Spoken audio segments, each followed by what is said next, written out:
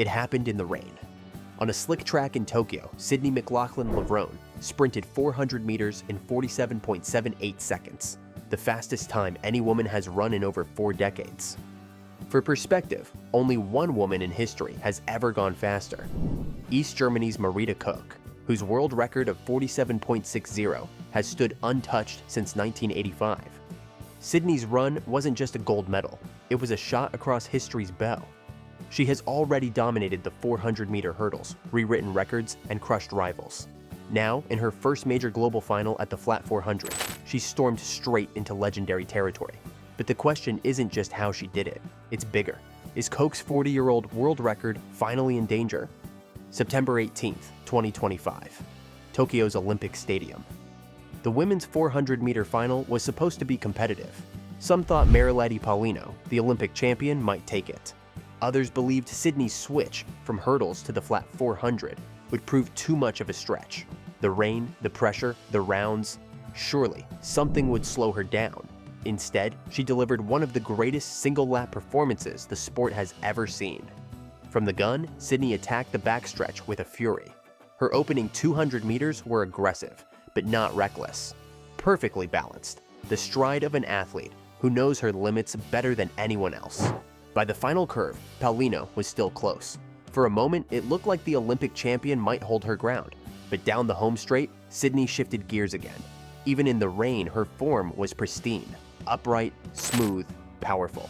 Koch strained, her face tight with effort, but Sydney only pulled further ahead. The gap stretched meter by meter until she crossed the line in 47.78 seconds. It wasn't just gold, it was the second fastest time in history, faster than every woman not named Marita Koch. Koch still ran the race of her life, 47.98 seconds, a new personal best and national record for the Dominican Republic. Yet she looked almost stunned at the finish, as if asking, "What more could I have done?" That's the kind of dominance Sydney brings. Even when rivals break barriers, she moves them further out of reach. And here's what makes it even more extraordinary. Sydney is not a career 400-meter runner. She is the queen of the 400-meter hurdles, the event she's redefined with world records that once seemed untouchable. Many doubted whether she could transition to the flat sprint, where pacing, lactic tolerance, and racecraft are different beasts. Yet, in her very first global championship final, she didn't just win, she redefined the event. It was also a race against history. For decades, Koch's 47.60 record has been untouchable, cloaked in controversy, often spoken of as unbreakable. For Sydney to come within 1800ths in rainy conditions, it was a warning shot. Under the right circumstances, dry track, perfect execution, she could be the one to finally topple the oldest women's track record on the books. And that's why Tokyo 2025 matters so much. This wasn't just another gold medal, it was a declaration. Sydney McLaughlin-Levrone has officially stepped out of the hurdle's shadow and into a new spotlight. The flat 400 meters, where history itself is now within reach. The only question left, is this the beginning of a new reign, or just the start of a chase that will define her career? To understand how Sydney McLaughlin-Levrone just produced the fastest women's 400 meters in 40 years, you have to look beyond the stopwatch. Because what makes Sydney extraordinary isn't just raw speed. It's how her technique, training, and mentality combine into something the world hasn't seen before. Let's start with her foundation, the 400-meter hurdles. Most athletes struggle to master one event. Sydney conquered the hurdles so completely that she forced history to rewrite itself. In 2021, she broke the world record. In 2022, she lowered it again to 50.68, a time that analysts once thought biologically impossible for a woman. That background built endurance, rhythm, and pain tolerance at a level most flat sprinters never develop. When she stepped onto the track in Tokyo for the 400 flat, she wasn't running blind. Every stride carried the memory of hurdle intervals, where efficiency is survival and every mistake costs meters. In a strange way, the hurdles prepared her to dominate the event without them. Then there's her technique. Watch her in slow motion, and you see something rare: absolute economy. She doesn't waste movement. Her stride length is optimal, her turnover rapid, but her body stays upright and fluid even under the worst fatigue. When others tighten up in the final 50 meters, she looks like she's still in warm-up stride. That efficiency is the hidden engine of her closing speed. Training has been key too. After years under coach Bobby Kersee, she shifted her focus toward building the kind of endurance that separates 48-second runners from 47-second legends. Her semifinal in Tokyo was a perfect example. 48.29, an American record, yet she crossed the line looking almost composed. That told the world she had more in reserve, and she delivered the next day. Mental toughness might be her sharpest weapon. Many athletes fold when conditions go bad. Rain, nerves, or rounds disrupt rhythm. But Sydney thrives in adversity. In Tokyo, she faced not just bad weather, but the weight of expectation. Everyone wanted to know if she could finally transfer her hurdles dominance to the 400. She didn't flinch. She didn't play cautious. She ran the fastest lap of her life. There's also the faith element. Sydney has been open about drawing strength from her spirituality, using it as grounding when pressure builds. In a sport where milliseconds decide careers, that inner calm is priceless. It explains why she can raise her arms in relief after obliterating a record, while rivals collapse to the track in exhaustion. And then there's her age. At 26, she's still entering her prime. Most women peak in the 400 in their late 20s. That means this 47.78 may not be her limit. It might just be the beginning. Put it all together. The hurdling base, flawless technique, relentless training, unshakable mindset. And you see why she's not just another champion. Sydney McLaughlin-Levrone is an athlete engineered for greatness. The only thing her rivals can hope? That she's already peaked. Every great performance creates two storylines, the triumph of the winner and the scramble of the challengers. Sydney McLaughlin-Levrone's 47.78 in Tokyo didn't just win her gold, it widened the gap between her and everyone else. Let's start with Marita Koch. The Dominican star came in as the reigning Olympic champion, carrying her nation's hopes and a reputation for fierce closing speed. In Tokyo, she delivered the race of her life, 47.98 seconds. It was a personal best, a national record, and the kind of time that would have won almost any other championship in history. And yet, Paulino still finished second. That's the frustration Sydney creates. Even historic runs don't feel like enough. Behind Paulino was Salwa Eid Nasser, back in form after a turbulent few years. She clocked 48.19 for bronze, a performance that hinted at her old brilliance, but still kept her well adrift. For context, Nasser ran 48.14 to win the 2019 world title in Doha, a mark that shocked the sport at the time. 6 years later, that same level only earns third place.